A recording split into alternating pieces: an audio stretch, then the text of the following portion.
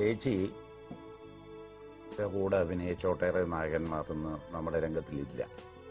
സത്യമാഷം അതിനു മുമ്പ് കൊട്ടാരക്കര.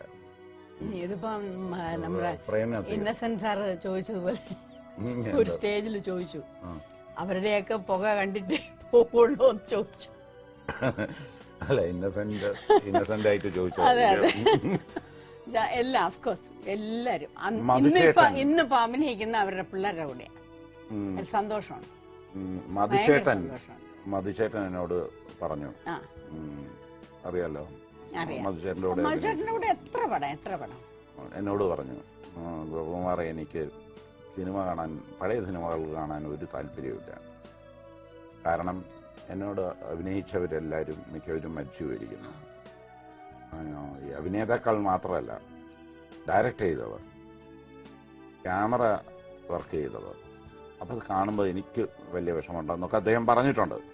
ഞാനിപ്പം എനിക്ക് ശിവാജി ഗണേശന്റെ അവാർഡ് അതിപ്പം മദ്രാസിൽ കിട്ടി. അന്ന് വന്നിട്ട് ഉള്ളവരുന്ന എല്ലാവരും പഴയ ആൾക്കാരായിരുന്നു. മിക്ക ആൾക്കാരും വീൽ ചെയറിലായിരുന്നു.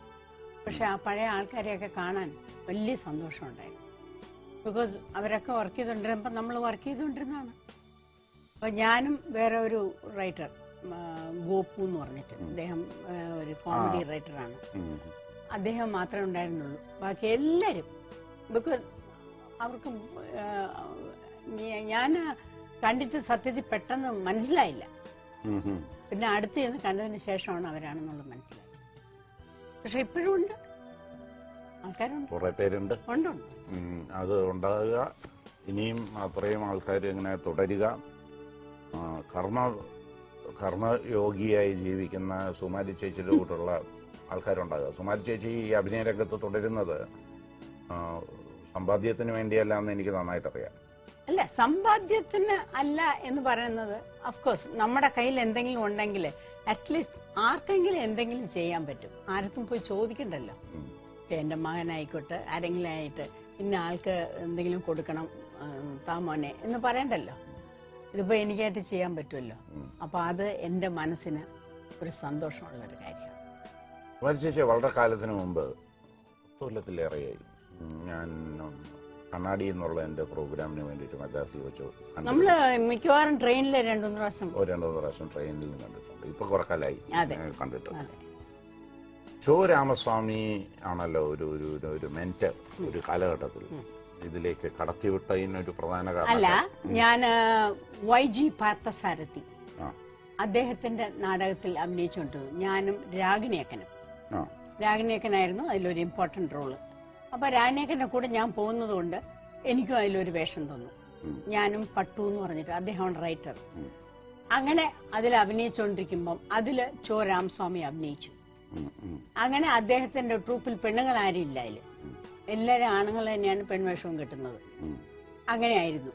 അപ്പം എന്നെ കണ്ടതിന് ശേഷം അദ്ദേഹം ചോദിച്ചു, അമ്മ എന്റെ ഡ്രാമയിൽ അഭിനയിക്കുമോ? ഞാൻ പറഞ്ഞു നോക്കട്ടെ, എല്ലാം ശരിയാവുകയാണെങ്കിൽ ചെയ്യാമെന്ന് പറഞ്ഞു. അങ്ങനെയാണ് ചോ രാമസ്വാമിയുടെ നാടകത്തിൽ ഞാൻ അഭിനയിക്കുന്നത്. പക്ഷെ അതില് അവരാരും ആ ഡ്രാമയിൽ അഭിനയിക്കുന്ന അത്രയും പേരും എതിർത്തു. ഒരു ലേഡിയെ ഇപ്പത്തെ കൊണ്ടുവന്ന് അഭിനയിപ്പിച്ചാൽ അവരെല്ലാവരും ഓഫീസിൽ വർക്ക് ചെയ്യുന്നവരാണ്. വൈകുന്നേരം 6-6:30 മണിക്കേ വരുള്ളൂ. വന്നാ ഉടനെ ബെല്ലടിക്കും, അപ്പൊ തന്നെ നാടൻ തുടങ്ങുകയും ചെയ്യും. അങ്ങനത്തെ ഒരു സിസ്റ്റമാറ്റിക് എങ്ങനെയെന്നൊക്കെ പറഞ്ഞു. പക്ഷെ ഞാൻ അവരുടെ ഒരു പഴയ നാടകം ആദ്യം അഭിനയിച്ചു. അത് കഴിഞ്ഞിട്ട് വളരെ ഫേമസ് ആയി വൈ നോട്ട്, അതായത് ഒരു സ്ത്രീ അവരുടെ ദേഹത്ത് വേറെ ഒരു പ്രൊഫസറിന്റെ ഒരു ഇത് വരും. അത് കഴിഞ്ഞിട്ട് ആ സ്ത്രീ പ്രൊഫസറിനെ പോലെ അഭിനയിക്കും. അങ്ങനത്തെ ഒരു നാടകമായിരുന്നു അത്. കൽക്കട്ടയിലാണ് ആദ്യം ചെയ്തത്. അത് വളരെ ഫേമസ് ആയിട്ട് നന്നായിട്ട് പോയി. അതിനുശേഷമാണ് അവരുടെ ട്രൂപ്പിൽ ഞാൻ അഭിനയിക്കാൻ തുടങ്ങിയത്. മൈൻഡ് ഇസ് എ മങ്കി എന്ന് പറഞ്ഞിട്ട് അത് വളരെ ഫേമസ് ആയിരുന്നു ആ നാടകം. ഏകദേശം ഇപ്പൊ തുക്ലക് എന്ന് പറഞ്ഞിട്ടൊരു ഡ്രാമ ഉണ്ടായിരുന്നു. ശരിക്കും പറഞ്ഞാൽ ഈ ബ്രാഹ്മിൺ തമിഴ് പഠിച്ചത് അവിടുന്നാണ്. അത് മാത്രമല്ല, അവര് എല്ലാരും അതെ നല്ല ബിഹേവിയർ പറഞ്ഞു തരും. എല്ലാരും ഓഫീസിൽ പോകുന്നോണ്ട് നല്ല എങ്ങനെ സംസാരിക്കണം, എങ്ങനെയാണ്. സത്യത്തിൽ പറഞ്ഞാൽ എന്റെ ഇംഗ്ലീഷൊക്കെ ഇത്രയും ഇംപ്രൂവ് ആയത് അവിടുന്ന് വേണം എന്ന് വേണം പറയാം. എല്ലാരും അങ്ങോട്ടും ഇങ്ങോട്ടും സംസാരിക്കുന്നത് ചിലപ്പോൾ ഇംഗ്ലീഷിലായിരിക്കും, അല്ലെങ്കിൽ ബ്രാഹ്മിൺ തമിഴായിരിക്കും. അതുകൊണ്ട് പെട്ടെന്ന് നമുക്ക് ക്യാച്ച് ചെയ്യാൻ സാധിക്കും. 30-35 വർഷമായി. ഇപ്പോഴും അവർ നാടകം ഇട്ടാൽ അതേ റോള് ഞാൻ തന്നെയാണ് ചെയ്യുന്നത്. തുഗ്ലക് ഗ്രൂപ്പ് ഇപ്പോഴും ഉണ്ടോ? ഉണ്ട്. പക്ഷെ രാമസ്വാമി എന്നോട് പറഞ്ഞത് ചോസാറിന് അത്ര ഒരു ഇല്ല, അദ്ദേഹം അത് വീണ്ടും റിവൈവ് ചെയ്യാൻ പോവുകയാണ് വളരെ ശക്തമായി എന്ന് പറഞ്ഞു. ഈസ് വെരി ബിസി വിത്ത് ഈ തുഗ്ലക്കിന്റെ ഇതില്. Is busy advising Jayalalithaa also. അതെനിക്ക് അറിഞ്ഞൂടാ. ബുക്ക് തുഗ്ലക് ബുക്ക് ഉണ്ട്.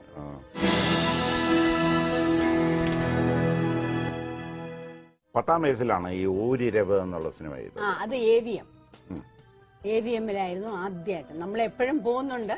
പക്ഷെ ഒരു ഷൂട്ടിംഗ് നടന്നുകൊണ്ടിരുന്നപ്പോഴത്തേക്ക് പി നീലകണ്ഠൻ അദ്ദേഹമാണ് ഡയറക്ടർ. നമ്മളെയൊക്കെ വളരെ കാര്യമാണ്. അപ്പൊ എപ്പോഴും വിളിച്ച് സംസാരിക്കുകയും എല്ലാം ചെയ്യും. അപ്പൊ പറഞ്ഞു ചുമ്മാ പോയി ഡാൻസ് പണ്ണെന്ന് പറഞ്ഞു. ഞാൻ പറഞ്ഞു എനിക്ക് അറിഞ്ഞൂടാ, ലലക്കൻ്റെ അടുത്ത് ചോദിക്കണം. അപ്പൊ ലലക്കൻ ചോദിച്ചു, പറഞ്ഞു സാരമല്ല നീ ചെയ്യെന്ന് പറഞ്ഞു. അങ്ങനെയാണ് ആദ്യമായിട്ട് ഈ ക്യാമറയുടെ മുമ്പേ. എന്തായിരുന്നു? ഒന്നുമില്ല, ലളിതക്കൻ ഡാൻസ് ചെയ്ത് വലിയ ആളാവുന്നത് പോലെ നമ്മളെ ഡാൻസ് ആദ്യം. അത് കഴിഞ്ഞിട്ട് അപ്പോഴൊക്കെ ഉണ്ടായിരുന്നല്ലോ ഈ പടി ഇങ്ങനെ കയറി പോകുമ്പോ വലിയ ആളായിട്ട് വരും, അല്ലെങ്കിൽ സൈക്കിൾ ചുറ്റി നിൽക്കുമ്പോഴത്തേക്ക് വലിയ ആളാവും. അങ്ങനത്തെ ഒരു ഇതില് അതാണ്. പിന്നെ ഈ 57-ലൊക്കെ ഈ തസ്കര വീരൻ, പിന്നെ മലയാളത്തിൽ കൂടപ്പിറപ്പ്. ആദ്യം എനിക്ക് തോന്നുന്നു പ്രാധാന്യമുള്ള ഒരു കഥാപാത്രം എപ്പോഴായിട്ട് അത് പിന്നെ Pakshiraja studios, that is Sriramulu Naidu, അദ്ദേഹമാണ് എന്റെ ഓണർ. കോയമ്പത്തൂരിൽ അതായത് രാഗിണിയക്കനായിരുന്നു അതിലെ ഹീറോയിൻ, സത്യൻ സാറ്. അപ്പൊ അതില് അഭിനയിക്കാനായിട്ട് ഒരു സ്ത്രീയെ അവര് വെച്ചിരുന്നു. പക്ഷെ അവര് വന്നില്ല സമയത്തിന്. ഒരു ദിവസം നോക്കി കണ്ടില്ല. പിറ്റേ ദിവസം നായിഡു സാറ് പറഞ്ഞു, സുമാരി വേഷം കേട്ടെന്ന് പറഞ്ഞു. നമുക്കൊന്നും അറിഞ്ഞൂടാ. പാവാടയും ബ്ലൗസ് ഇട്ടോണ്ടിരിക്കുന്ന ആ ഒരു സ്റ്റേജ് ആയിരുന്നു. എത്ര വയസ്സായിരുന്നു? I don't remember, maybe some 15 or something like that. അങ്ങനെ വന്നപ്പോഴത്തേക്ക് സാരിയൊക്കെ ഉടുപ്പിച്ച് കൊട്ടാരക്കര ചേട്ടന്റെ വൈഫായിട്ട്. എനിക്ക് അദ്ദേഹത്തിനെ കാണുന്നതേ പേടിയാണെന്ന്. എന്തുകൊണ്ട്? ഈ രാണിയക്കനെയൊക്കെ ഉപദ്രവിക്കുന്നത്, കൈയൊക്കെ പിടിച്ചിട്ട് കഴുത്തിനെ പിടിച്ചത്, അങ്ങനത്തെ വില്ലൻ റോളൊക്കെ ഇല്ലേ, അതാണ് ചെയ്യുന്നത്. അതുകൊണ്ട് എന്തോ അതേ ഞങ്ങൾ മിണ്ടൂല്ല. വലിയ താല്പര്യമൊന്നുമില്ല. അതേമാതിരി ഒരു ആളെ ഞാൻ പേടിച്ചതാരെന്ന് പറഞ്ഞാല് പ്രാൺ സാറ്, ഹിന്ദിയില്. പ്രാഞ്ചിയെ എനിക്ക് വലിയ പേടിയായിരുന്നു. പത്മിനിയൊക്കെ ഉപദ്രവിക്കുന്ന വേഷമാണ് എല്ലാത്തിലും. പക്ഷെ ഇത്രയും നല്ല ഒരു മനുഷ്യൻ പ്രാഞ്ച്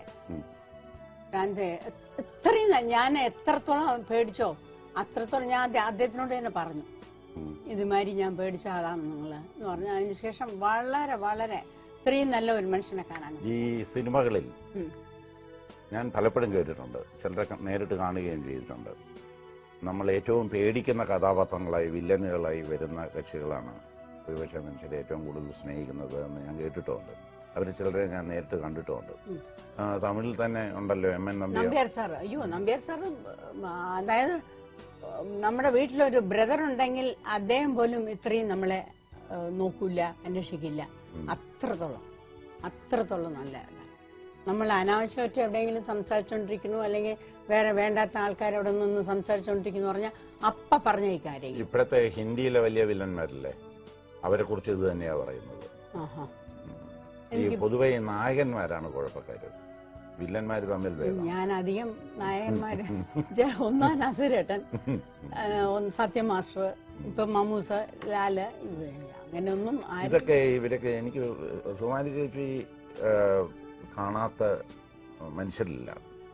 ഈ സൗത്ത് ഇന്ത്യൻ ഇൻഡസ്ട്രിയിൽ കുറച്ചൊക്കെ ഹിന്ദിയിലൊക്കെ കണ്ടിട്ടുണ്ട്, എല്ലാ ഭാഷയിലും. കുറച്ചൊക്കെ അല്ല, ഈ പപ്പയ്ക്കൻ്റെ കൂടെ പോയി എല്ലാരെയും അറിയാം.